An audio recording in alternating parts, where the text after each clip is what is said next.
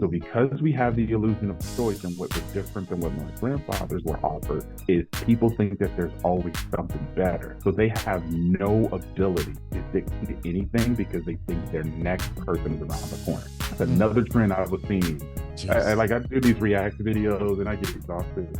But it's just like, I don't want to look at this. People send me videos all the time. It's like, I don't want to look at there's another guy around the corner, yet she's crying in a bowl of chicken soup. It's exhausting to watch, and it has to be exhausting to live. Hello, hello, hello. Welcome to another knowledge bomb episode of Lead to Greatness, where we believe in helping others reach their greatest potential and together change the world. Today on Lead to Greatness, we have Glenn Sandifer. And if this is your first time, don't forget to subscribe. Hit that like button, hit the notification bell so you won't miss any of these amazing episodes. And if you're on iTunes, go ahead and rate the podcast and leave a review. That helps get the word out to great leaders and entrepreneurs like yourself. Glenn is a true strategist and executive leader. He has served in various capacities, allowing profitability to lead the way. Over nearly 20 years, he has learned that there are consistent things regarding professional development and success that conflicts with successful relationships. Glenn speaks to busy professionals enjoying success but failing in the relationship department.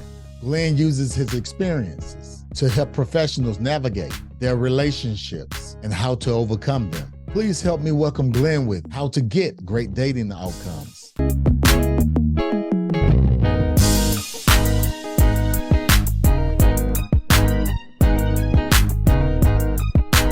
This is Cedric Francis, and you're listening to Lead to Greatness. I'm really passionate about the relationship space, and it's kind of what led me to connecting with you as we talk about the book, The Middle Ground, How to Get Great Dating Outcomes in a Modern World. I'm someone who went through the pain that we talked about. I went through a very painful divorce at the end of the 2010s, beginning of the 2010s. And it took me 2 years of intense therapy and, reflection and introspection to gain some of the understanding of one thing. The relationship outcome that I'm looking for is 100% within my control. What ended was my fault. Yeah. Wasn't her fault. Wow. And when you take it from an ownership standpoint, then you start to do the work to make yourself the best version of yourself. Not in the way that we hear in the relationship space now. Yeah. Because a lot of that is, I'm going to do this and go for the bag so that I can get the outcome that I want. And that is not what ends up happening in any relationship. And if you go into the relationship like that, what ends up happening on the other side is people are now trying to fight to either keep it or fight for their freedom. But I love a lot of the discussion that we're starting to see from individuals who are married, who look for one relationship, one man, one woman, children, and legacy as the long-term outcome, who are starting to add back to the conversation. That's what I believe was in place during the season of my upbringing, from the 80s and the 90s at the church, at the barbershop, at the family reunion, at grandmother's house. Yeah. That's where you would get the correction on how to move as you were dating and as you were growing up. And seeing that as a child, as it played out with other adults, I think we eliminated that. And so now individuals are just kind of figuring it out on their own, and they're coming with really selfish intent around how they're going to enter a relationship. And you're never going to get what you look for if you're going to go into a relationship selfish. Selfishness has no place in any relationship, specifically if you're someone who's looking for outcome of marriage. Yeah.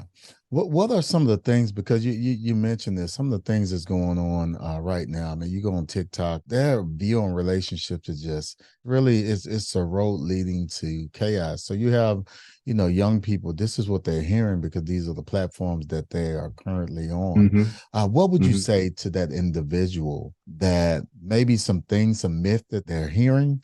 Let's talk about some of those myths and how would you correct that if you was to have a conversation with them? Yeah. So, and I like to always preface this, I'm not a coach, I'm not a consultant, I'm not an image consultant, I'm not a relationship guru. I'm an executive who wrote a book after 20 years of observing how relationships are breaking down. Yeah. And, observable reality gives you enough when you do it for a long time. Absolutely. And so that's the first thing. The second thing is to answer the question, what are we seeing in the space?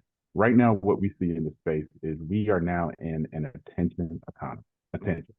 Yeah. So meaning we now have traded personal relationships, personal one-to-one connections, strong connections with soft hits of people we don't know.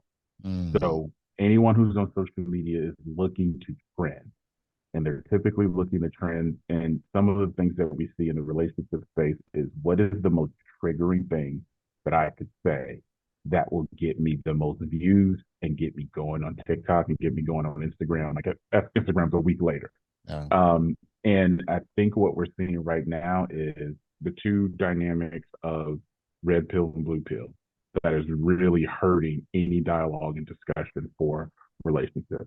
Yeah. Red pill meaning, as a man, to get a woman, you need to come over here to my side of my way of thinking. I am all of these traditional things, and you need to give me tradition. Blue pill saying, I have the bag, I have my own thing. You need to come over here and get on my program, because my program is going to be better than any program I've ever seen with a man. Mm. So those are the two things that lead to I can do bad all by myself. Some of the things on my React series I did a couple of weeks ago about Tia Mowry, who's a great person who I met 20 years ago, about her leaving a relationship in order to feel free or graduated. And that starts to spread. We Yeah. see some relationship gurus who are giving quick snippets of advice to where it is self promotion and self contained, meaning get what you want out of this. This is how you do it. Yeah. And when you see that and hear that, as for the number of hours that most people spend on TikTok, Instagram, and Snapchat, it starts to be the new programming. And so your Mm. programming now shows up in your communication with those you're in relationship with the echo chambers and the friend groups that you do have. Yeah. And then it starts to be validated as you see more and more examples of why my opinion matters. I'm not sure if you're familiar with the author Robert Greene. He had a Mm-hmm. few books, Mastery and The Art of Seduction and things like Mm-hmm. that. It's not authentic. It's all these tricks to kind of take advantage of the situation. It's being put out there as well. What is your thought on that, or have you seen I don't any? like it. Yeah, Yeah, I don't like anything that is going to try to use manipulation to get an outcome. I just yeah, don't. yeah, So if your desire is for an outcome of a relationship, the things that we teach over at the middle ground, and that's in the book series for part 1 and 2, is first you have to know who you are, yeah, have to know what you want, know what you qualify for, and by knowing who you qualify for, know what they want from you. Too many people stop at 1 and 2. I know who I am and I know what I want. So since I know who I am and I know what I want, then this is what I'm going to get. So there's a lot of delusion in the marketplace about what the outcome realities are can be for a guy or a girl. yeah. And in our book, we really highlight the biggest breakdown after 1 and 2 is most men don't know what type of man they are, and most women don't know what type of woman they are. And then the most important piece, they don't know who they're dating Mm, or who they're attracted to. mm, And because they don't know who they are themselves, and then they don't know who they're dating, we end up with a bunch of mess. um, And then we hear things like we hear in the space on TikTok. Like there was a clip that went viral last year. The dating pool is dirty. There's PP in the dating pool. Of course there is, because you don't know who you are and you don't know who he is. mm, And because you don't, you guys are incompatible. I'm a Christian. I didn't put that in the headline, but I'm yeah, a Christian. I'm a firm believer in biblical teachings. And yeah, most I find that in this space, most of the people that I have the privilege of sitting in front of are that.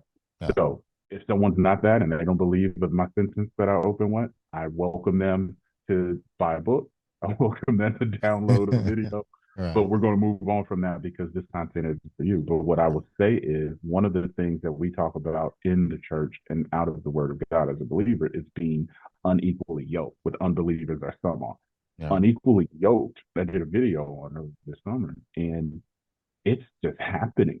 yeah, And as I talk about in the book, we have modern women, which is not a bad thing, dating city boys, mm, upset that a city boy will not commit. And then once they get to a modern man, they believe that 3 city boys and him are the same.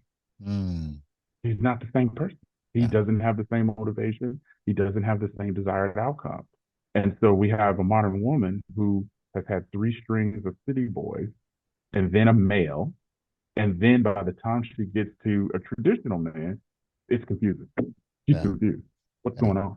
What do you Yeah. mean you want me to be home? What do you mean you want to be able to want to take care of everything and take care of me and the kids and be faithful and committed and lead us the way Christ has called us? What? Yeah. No, Yeah. that's not what men do. Not the men in my life. Not the men Yeah. that I've been with. Not my dad. Not my uncle. Not my granddaddy. Yeah. So that goes back to what I said earlier: not knowing who you are, knowing what you want.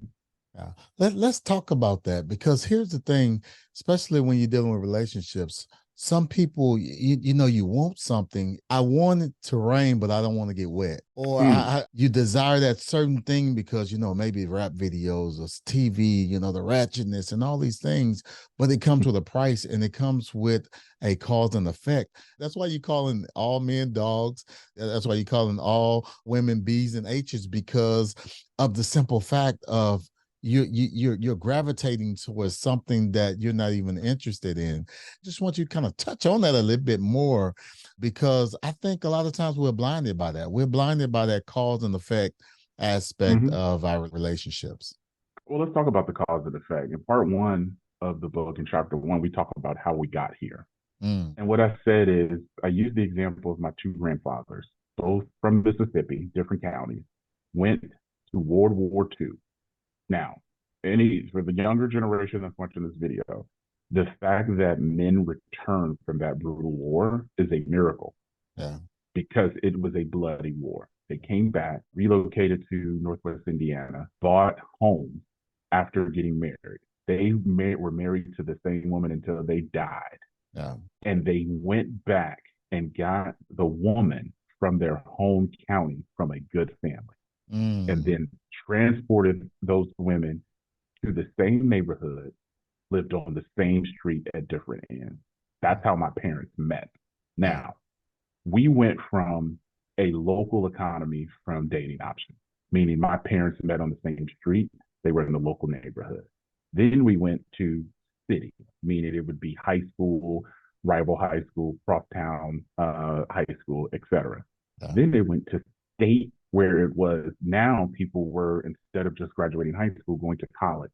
And most people at that time went to a state college, or if they had the privilege of having their parents go to another college, Yeah. they would just follow in their parents' footsteps, their grandparents' footsteps. So now we're talking about two generations, baby boomers to Gen X, that went from local to state to regional, because Mm, then we may go out of state over the border. Indiana people would go to Ohio school, Illinois, Michigan, or Kentucky school. yeah. So your options increased. Then it blew up. We got MTV, BET, VH1, Nickelodeon. And so we started to have a national view. And what Mm, we have now is an international view, yeah. because we have the illusion of choice. So because we have the illusion of choice, and what was different than what my grandfathers were offered is, people think that there's always something better. So they have no ability to stick to anything because they think their next person is around the corner. That's Mm, another trend I was seeing. Jesus. I do these react videos and I get exhausted, Oh but it's just man. like, I don't want to look at this. People send me videos all the time. It's like, I don't want to look at, there's another guy around the corner, yet she's crying in a bowl of chicken soup. It's exhausting to watch, and it has to be exhausting to live. Yeah. So talking about know who you are, Man. and knowing what you want. Because once you know who you are and know what you want, again, if you decide that I want to be a modern man, I am going to only settle for and be with a modern woman. You don't spend time with city girls, chicks, and gals, or females, Mm, because they don't qualify for what you're looking for, which is marriage. So that's where the qualification comes in. Because the city girl is just looking for the bag. She's a baddie. She's a boss. She's a diva. She's going to take care of her kids, take care of her mama, her sister, her brother. You are just there to be an accessory.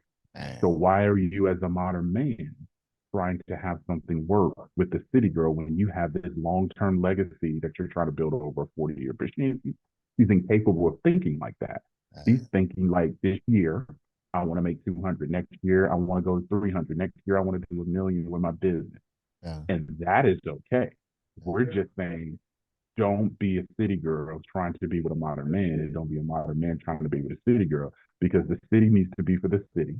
City boy and the city girl love and go have a little city life. Them people, they live They married 45 years They together. love it. Yeah. They love it, fighting each Yeah. other, running on each other, and like, I Yeah. still love him. I still love her. So, you know. Glenn, that's it as a knowledge bomb. Matter of fact, that's a wisdom bomb, man. That's pretty good, man. We're kind of tiptoeing around it. I want to go ahead and dig into the middle ground. Let's talk about Mhm, this amazing book. Why is the topic so important today? mhm. Today, yeah. So first, I didn't want to write this book. I had a totally different book. I wrote a sales book that no one wants to read. As I was, going through my own journey post divorce, trying to go into back into the spirit of feeling like I could be a husband and be capable, there was work that had to be done. Mm, So prior to that, I started doing articles, doing research, doing like focus groups, and just having normal run of the mill conversations with clients, with employees. And I learned that business success had, in most instances, a negative impact on the relationship if you didn't do your work up front. mm, Because trying to get it to change and trying to adjust the relationship is really difficult when someone signs up for something else. mm, So as I was coaching my team members, I said, instead of coaching just on production, let's coach on the total man or the total woman. I want you to show up and be the best version of yourself. mm, So what's going on? If there was a dip in production, I would stop and pause, make sure nothing was going on from a health standpoint. But most of the time, it was the relationship. It was an issue with the child or the mother, the child or the mother, the father of that child. It was often a breakup. It was often some trauma or abuse. It was often something related to it. And mm, as people became more successful, that partner they chose became more resentful.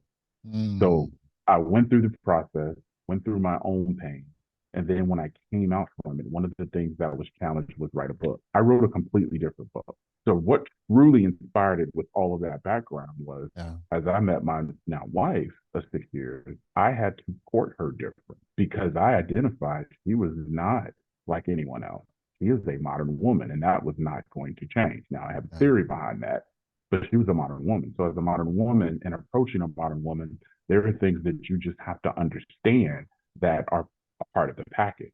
yeah. And so I changed the way that I interacted with her from the way that I interacted with anyone else. So as we went through our own journey and got to year three, where we were preparing for the birth of our first child, Mhm. I was out on a medical leave. So I finished up the book while I was out. So I Wow. just was at the computer while I was healing, typing, and I changed from the first version of this book to this book because the relationship outcome through my lens was the most important thing. Amazing. And why it's so important today is because what we, like I said earlier, what we hear in this space is so negative. It's so over the top. The tones of it are in a way that discourage people from Yeah, doing the work of themselves and discourage people from getting into a long-term relationship. yeah, And I believe it's because, like I said, we don't have those examples, one, and then two, we don't have the conversations around how to make it work. There's a vulnerability that goes in there, and we just don't have that anymore. The first thing when someone comes to me and they say, man, I'm just not getting the outcome that I want, I'm like, great, here's the first thing you do. You ready? Yeah, take out your phone, delete all your social media. You don't have to take off the notifications. Don't be tempted to go on there because what you do right now is you compare your life subconsciously with everyone you see yeah, and you keep score. You say, I got a bigger house. My kid's better. I got a wife. I have a husband. I have a better job. I have a new car. Or I want to go to Dubai. I want to go to the Maldives. I'd like to stack money. I'd like crypto. I'd like to get in real estate. I should get in real estate. Why am I not looking good? Why is my health not there? I want to work out. Oh, they losing weight. Oh, they did a marathon. I want to do a marathon. Just like that, if no one in the audience understands this, I want you to hear me. You spend more time on your phone than watching TVs and movies. The only thing that America consumes at a high level anymore is football, college football, and the NFL. You're on your phone on YouTube, TikTok, Snapchat, Instagram, Facebook, across every demographic, which is wow, why those companies are so valuable, and which is why the attention economy is a real economy now. yeah. So you are literally feeding in programming, and that programming that you're getting is going to change your outlook on your life, regardless of what the reality is. Mm. So that's the first thing that I say. I was like, delete your social media because you have a false sense or an incorrect sense of who you are because you spend all day comparing yourself to others. And we teach in the church, we are created in God's image. We are saved and we are called by faith, and Yeah. we are covered by Christ Jesus. If they can't articulate that, they're not Christian. Yeah. I'm not a Christian man. I don't believe in that. Go to the mosque, go to the synagogue, do something, please. Yeah. And then after you cut off social media and you get into the spiritual realm, then pick up a number of books. And since we're talking about relationships, here are the three books that I would say. The first is going to be His Needs, Her Needs by William F. Hardy, How to Have an Affair-Proof Marriage. The Five Love Languages by Gary Chapman, and Good to Great. And the reason Good to Great is important is because it gives you your comparison fix on a quality company and a bad company. And every good company mastered relationship within the company, Yeah. which had a net positive impact on their relationships with their family. So you cut off social media, you've gotten yourself back into your spiritual life and on the spiritual path. You read three great books and you'll read another six. We have a couple on our website. And then you look up at 6 months later. You will have a better outlook, you'll have a better disposition, and you won't be interested going back into social media because I often get in trouble by friends and family. Did you see this on Facebook? I'm like, huh? No. I was like, I'm sorry, I did a pod, I traveled, I don't know. And it allows you to keep your mind focused on the things that are focused. That's just a quick thing. Everybody that's listening to this right now can do, and they will see a difference in 6 months. Knowledge.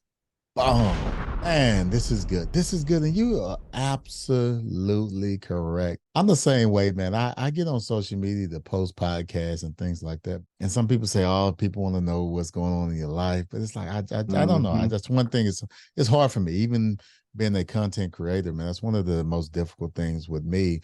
It's just so great not focusing on everybody else, but focusing on ourselves, man. It's really has taken our life to a whole nother level. And it's like you kind of like in this bubble of joy, with this chaotics all around you, man. So I totally agree. What are three key lessons you would like the audience to take away from your book? The first thing that's really simple, ladies, recognize the difference between a male and a man. A male looks like a man, talks like a man, sounds like a man, stands like a man, dresses like a man, acts like a man, but it's not a man. Men are able to evaluate the world around them. They are able to protect, provide, profess, and priest in their home, and they're looking for wives. Males cannot do that. The reason is males are always looking for someone to save them. They're always looking for mama to come along, grandmama, daddy, my brother, somebody, please help me get through this. They always are one phone call away or one meeting away from making it. But now it's 3 years later, you got two kids by him, your credit's messed up, you lost your hair, and you don't know how you got here because you didn't know the difference between a male and a man. That's deep. You want the other two? I got two more. Go ahead. All right. City girl. The city don't really care about you. The city girl is 100%. Now, let me back up 100%.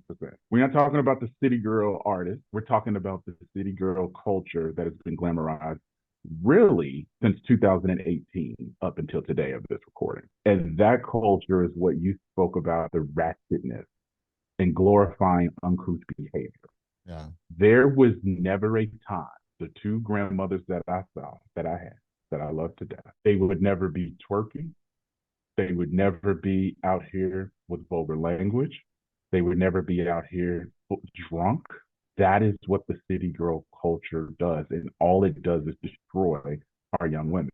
And here's the rub. The people who are glamorized don't really live that life. Don't want their daughters to grow up and be like that. And matter of fact, they're training their daughters to not be this because this is not really what you want to do. And the city doesn't care about you. After 10 years of running the streets, after 10 years of going to rooftop bars, being on the beach, being on yachts, twerking, spending money on hair extensions, makeup, and I'm not talking about one group of women, one race. It's all of them. Yeah. You then look up at 31 and you're like, where did the time go? Where's my Yes. husband? I'm ready to have some kids. I'm ready to settle down. And you've spent your time for the city. And here's Mm. the reality, because now you recognize the difference between a male and a man. The men are not interested because Yeah. the men at the beginning of this discussion spent 22 to 32 building a high value skill. So their $150,000, $200,000 is harder Yeah. than the men you are on the yacht. He is now going into his financial earning prime from 35 to 40, and then he's going to hit it, and then he's ready to move on. But he's not sharing that just with anyone.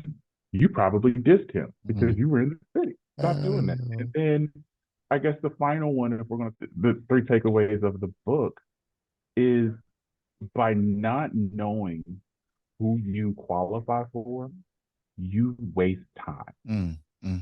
Since you don't know who you qualify for, you spend time in delusion in la la land, thinking Mm. you're going to get a 6'2", $225, 350K a year, 1 million in the bank man who is 22. Okay, that's an NBA player, and Mm. NBA players are less than 0.001% of the market of Right. athletes. Yeah. So you're putting yourself at a disadvantage Yeah. versus saying, you know what, I was a city girl. I'm good. I came out unscathed. I'm still here. God still loves me. I'm gonna go ahead and I'm gonna become the best version of myself. You go to homecoming the next year and you make sure that you acknowledge it and we move on to the next thing, which is getting on a program and making a deal. Yeah. It's okay. Hmm. Take the word settle out of your vocabulary because no one is settling. Everyone is solving the problem. No one wants to be alone. No one wants to be 70 and alone. No one wants to be 65 and alone. And kids don't count it. Don't give me the kids. You want to be with someone who is there to change your bedpan, who's there to make sure you take your medicine. You want somebody there who's gonna rub your feet because you got neuropathy. But and we didn't understand this growing up. That's why Big Daddy was so in love with Big Mama. Yeah. Big Mama gave him 7 kids, Yeah. gave him 35 to 40 grandkids, Yeah. made his house, built his house, went to work, started a business when he got laid off, doing sewing and dry cleaning, and all these things build a life that builds equity versus trying to go build a bag on your own and thinking that by building that bag on your own, you're going to be able to get your man to come in and behave. That is not how it works. Knowledge bomb. And man, I'm telling you, keep bringing up Big Mama, man. And you right. I never seen Big Mama twerking. I never seen Big Mama showing her butt cheeks. I mean, Big Mama ain't do none of that, right? I mean, social media, everything always talk about all that's not popular, that's old fashioned. But I haven't met a man yet that don't like and don't appreciate who Big Mama was. Because Big Mama did the nurturing and the raising. It created an appreciation for it. Great. Thank you. Thank you. Thank you. If someone wants to connect with you and what you're doing, where should they go? Yes, first, always go to themiddlegroundbook.com. That's our website where we have all of our connections for social media. On Facebook, YouTube, and TikTok, it is The Middle Ground Book. On Instagram, it's The Middle Ground Book. And there you can connect with each of our followers. A lot of times the conversation gets going on videos like this after we post them. And we just like to take all of that in as we continue to work. And everything is going to be in the show notes. So go ahead and just scroll down to the show notes and all these platforms. You can look it up right there. Glenn, thank you. Thank you. On behalf of the Lead to Greatness community, I want to thank you so very much for taking time out of your busy schedule and adding value to us all. Thank you. I appreciate the opportunity. It has been a pleasure. Thank you, audience, for listening. Make sure you put these things into practice. We want to thank you for joining us today on the Lead to Greatness podcast. So remember, if you help others reach their greatest potential, together we can change the world. Peace.